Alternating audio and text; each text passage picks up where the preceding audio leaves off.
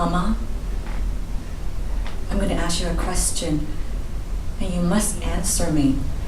When I thought I was going mad, were you hunting me? My worst enemy. I began to look exactly like you. When your mind got sick, trying to possess me, I started a letter to you. I'll read it to you. Mama, I know you suffered all your life. You never talked about it much. I put the pieces together. You were placed in an orphanage. 7 years you were there. Relatives found you after the war. When you were 14 and flowered into a beauty. Years passed, become a teacher. To little children, you said you adored them. Introduces you to her brother, another kind of orphanful and sad mother. I was your firstborn. Then little brother came, then baby sister. I remember our one-room apartment. I had the upper bunk. Did your mind start to get sick before we left Hong Kong? Or was it after we came here? You and Baba uprooted your lives so that we could get a better education here. He had work and friends. You had neither. You were forced to be the foreigner without the language of your new country.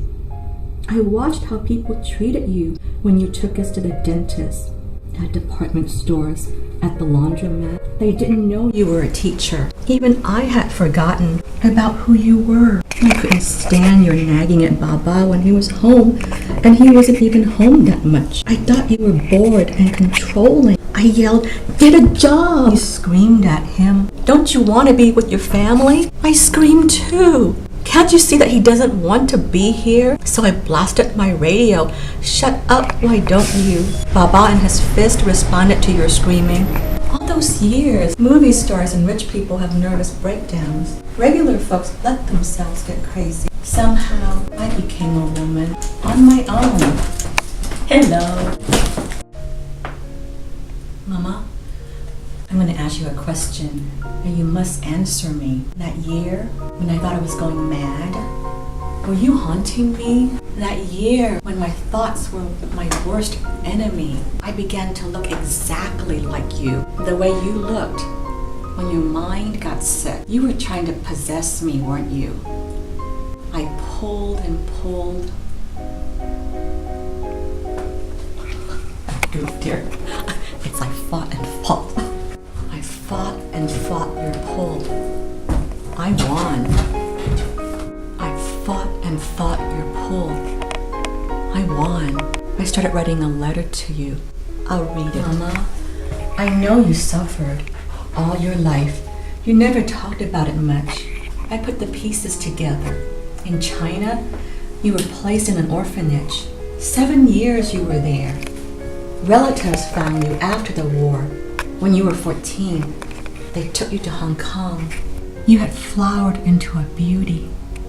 Years pass, you become a teacher. To little children, you said you adored them all. Then a girlfriend introduces you to her brother, and you fall in love with Baba, another kind of orphan. My beautiful and sad mother. I was your firstborn. Then little brother came, then baby sister.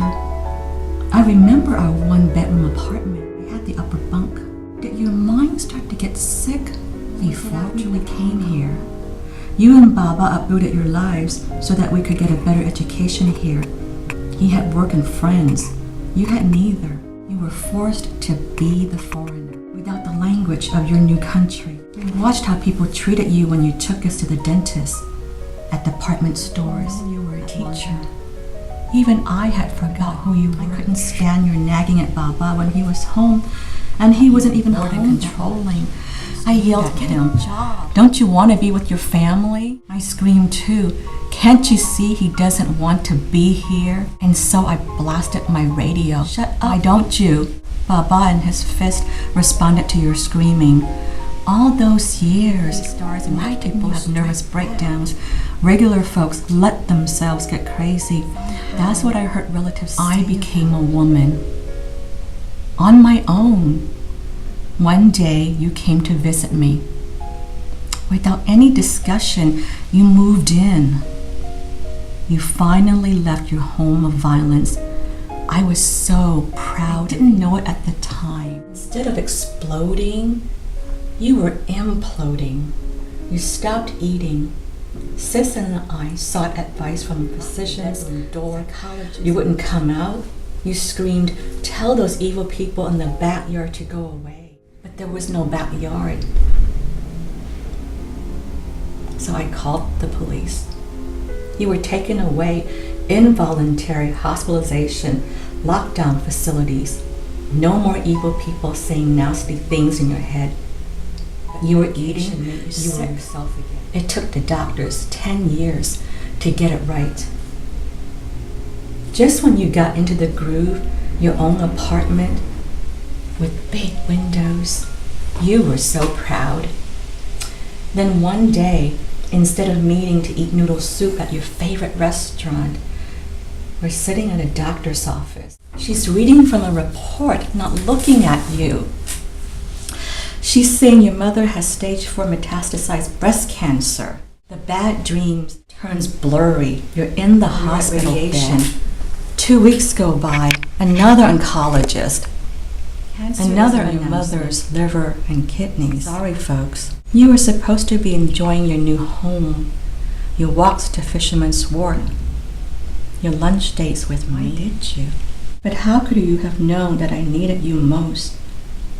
The year after you died. At first, I was tickled that menopause came early for me, but I wasn't feeling well. Set the alarm clock for 7:40, giving myself 13 minutes to wash my face, brush my teeth, comb my hair, get dressed. No one knew, not my husband, not drive. I would get to work by 8. I was so tired, no one knew. Why did you want to possess a worn-out body like mine? It was as if you were moving in again without asking me. I couldn't control my sadness. At home, I would go into the... I couldn't control my sadness. At home, I would go into the office and cover my mouth to muffle my cries. Even my dreams were muffled. I was the bulky teenager again, you the sad mother. We're usually in our first apartment in San Francisco. You were beautiful to look at, but not when darkness descended on you. Last week, I had a different kind of dream. I'm still not sure about the images. I was in Greece. It looked like Greece. Ancient columns, ruins. Am I on some kind of a tour? I'm alone and I'm lost. I don't know which way to walk. And then I see a figure behind a column, and she starts walking towards me. She's wearing a long white flowing gown. At first, I'm afraid. At the lively gait, she's coming closer and closer. Mama, it's you! And you're smiling at me. You're saying, I found it. You're saying, I found it for you. I woke up from that dream not knowing its meaning. If my friend were here, my friend who interprets dreams, if she were here, she would be asking me, what did you feel when you woke up from that dream? What did I feel? I felt light. For the first time in years, I felt joy. Mama, when did you have your menopause? When you moved in with me? Oh, Mama. Mama, how have you been? You looked happy in my dream. I hope you are. You deserve to be happy. Please take care of yourself.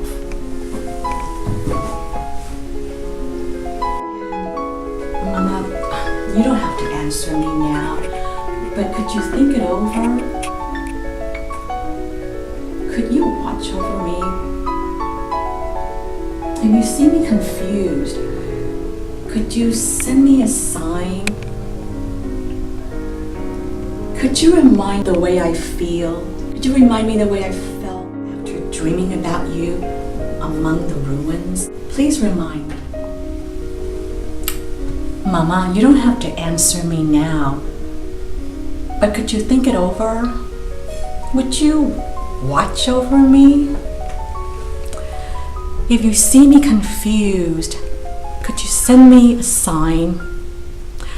Help me remember how I felt the morning after dreaming about you in the ruins. Remind me that I can find my own answers. I love you, Mama.